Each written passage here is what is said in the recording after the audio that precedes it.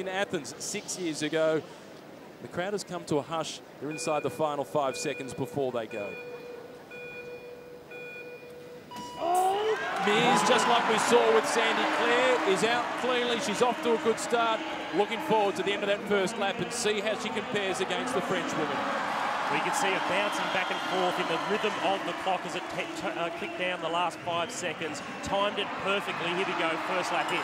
Mears goes through at the halfway mark. She's in second position. She's down, but she's not out of it just as yet. She's got a lot of ground to make up. It's just about a tenth of a second. She's still in second place. Can she get there? It's the time of Sandy Clare. 33.66 is what Mears is looking for, and she's managed to get there. She brought it home in the final 125 metres, 33.593. Anna Mears. That's why she's wearing a rainbow jersey. Well, we should never doubt the world champion in that particular event. So she'll have to already think about the next event she has. Anna, unbelievable. You gave me goosebumps. You like this track, don't you? Yeah, I love this track. It's good to me. Every time I come here, I'm able to produce some great performances and great times. And I think it makes a big difference to have a great crowd spurring me on as well. It is the pursuit final over 4,000 metres, Australia versus Russia. Bobridge about to get the Australians underway. Away smoothly, and the reason he's got the responsibility to get the Australians started is because of his strong performances in the individual pursuit. Cameron Meyer slots into last position. The Russians are away smoothly, and at that first time check, I know it's only the first 125 metres, Bobridge has got the Australians away by, it's at more than 3 seconds the gap between the Australians and the Russian quartet, and we're starting to see Lee Howard showing a few signs of fatigue at the back of the group for the Australian team. He's only just holding on, and now he's dropped off. They're down to 3. It's looking a little bit rattled, the Australians, but we see Cameron Meyer comfortably gets back onto the wheel.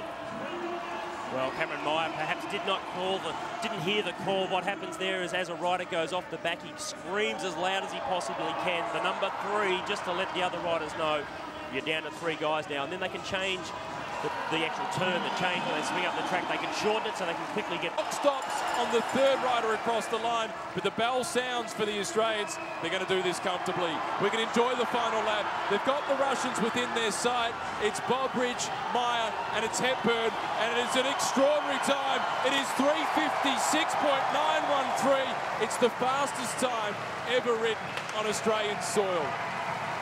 Well, that is a clear message to the Great Britain team, of course the Russians as well. We'll expect them to improve over the next year and a half, but it's really the message they want to set out to the Great Britain team.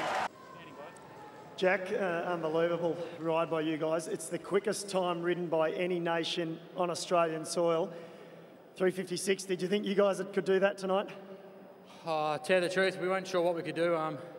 Coming from last week, you know, it was a bit rusty legs, but tonight we knew we were good for at least a 58, but to see 56 on the board is absolutely fantastic. I think it also comes down to the crowd who's got behind us so well tonight. All you can hear is everyone screaming. You can hardly hear yourself think. So thanks a lot to everyone and the team, the boys, just unbelievable effort, and it paid off once again, and just shows we're on the road to London.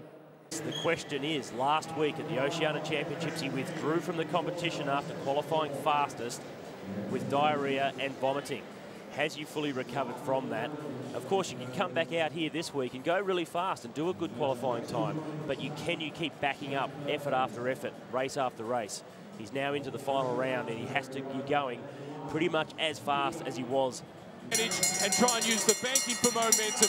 Kenny does the same. He's looking underneath the armpits. He's waiting for Perkins to come at him, and Perkins is starting to come now. Kenny is down the bottom of the track. He's got the inside running, but has Perkins got enough momentum as he comes around the outside? It'll be Kenny on the inside or Perkins on the outside. It's going to be Shane Perkins that gets there with the qualifying. Forget about the other rounds that he's had to go through. It all comes down to this one do-or-die battle. But I tell you what, Matt, I'm feeling pretty nervous knowing that he was very ill last week, and this is a lot of racing he's had to do with the team sprint as well. I'm not sure if he can do it. He has given him plenty of distance once again. This is the race for the gold medal. It's Perkins versus Kenny. Perkins has got a bit of a gap. He takes one last look across the shoulder. They head down the back straight. Kenny is starting to close in, but he could be running out of distance. But Perkins is running out of petrol. It's going to be tight on the line. Perkins has held on. He gets the gold medal. He timed the run to perfection. He goes out the winner. Well, that was a big effort from Shane Perkins. I'm sure he was wondering where Kenny was. He gave him too much time to get a breath. Shane, gee, tell you what a sprint final we've had.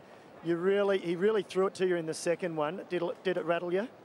Oh, look, you know, my legs are good here, and I started to cramp up a bit in that second one, but, you know, I got a rub down from Birdie, which was great, and got my legs back in it and got my head in it, and went out there confident that, you know, I could leave it all out on the track, and that's what I did. And, you know, the home crowd helps. I guess it brings the energy levels up, so really happy and really proud of that I come back.